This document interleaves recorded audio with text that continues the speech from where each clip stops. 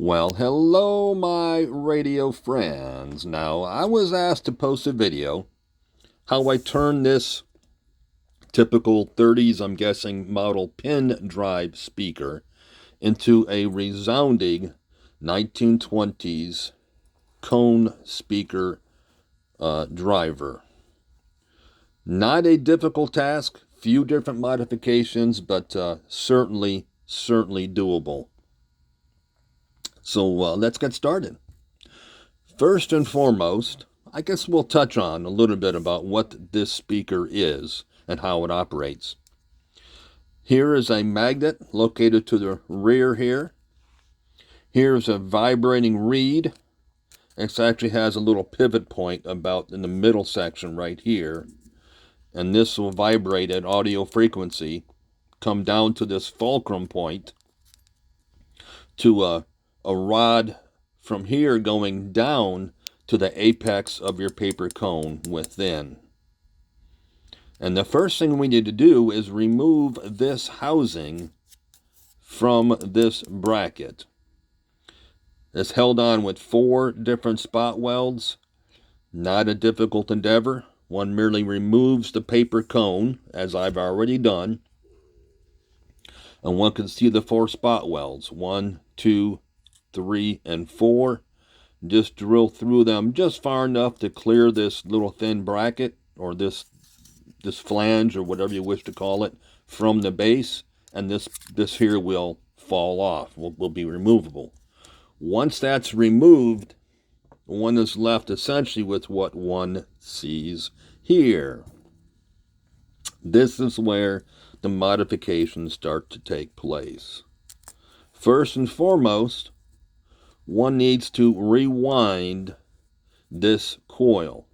Originally, it's far too low of impedance, far too low of resistance to be usable in a 20s speaker. What one needs to do, I have a little butane torch, a little small torch. I heat and melt these solder connections here and on the other side respectively. Remove this part of the core. Remove this screw, that screw, and this third screw, and this reed assembly will lift off. Once that's lifted off, the coil will do just the same. It'll lift straight up off of this frame. Rewind this coil. Now, I typically use 38 gauge. With 38 gauge, you'll end up with about 1,000, 1,200 ohms out of this coil. On this particular one, I did use 40 gauge as an experiment, ended up with about 1,500 ohms. I don't anticipate a big difference, but once again, I was doing it for experimentation purposes. Once the coil is rewound, slide it back on the frame, reaffix your 3 screws, and reinstall this vibrating reed armature assembly. Here is a critical modification. One will notice, bring this other one back in, notice how this one is configured. The arm comes off this reed to a vertical rod, once again to this fulcrum point. And here is where, once again, the rod would go straight down to the apex of your paper cone. And initially on, I affixed the drive rod from here. I came vertically with it to the apex of the paper cone. My thought process was, well, this went straight down to the paper cone underneath at the apex. Why would this not work just as well coming vertically to the apex of the larger paper cone? And did it work? Yeah, it did. But it just never seemed like it worked as well as it possibly could. So old Dave started to experiment with different configurations, moving the pivot point and the drive rod and so forth to try to find a sweet spot. And boy, did I. Let me show you what I ended up with. And it's very, very simple mod.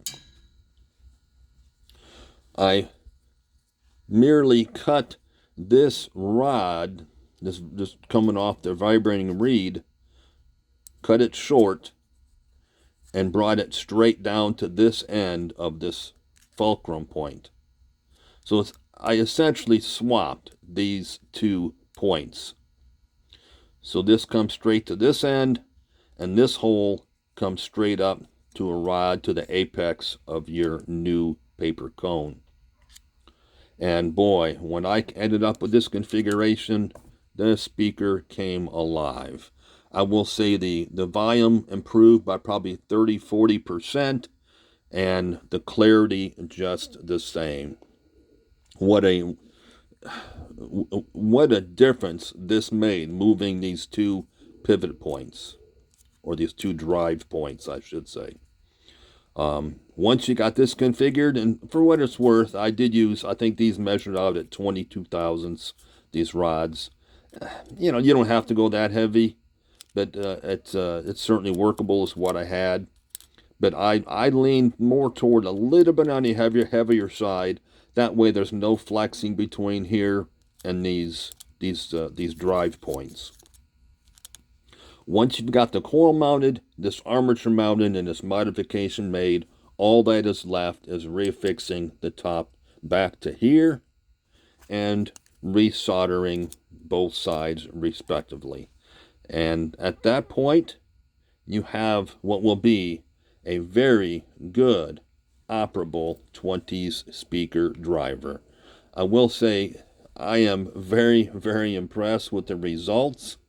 I've done 3 speakers so far. This one's ready to go essentially.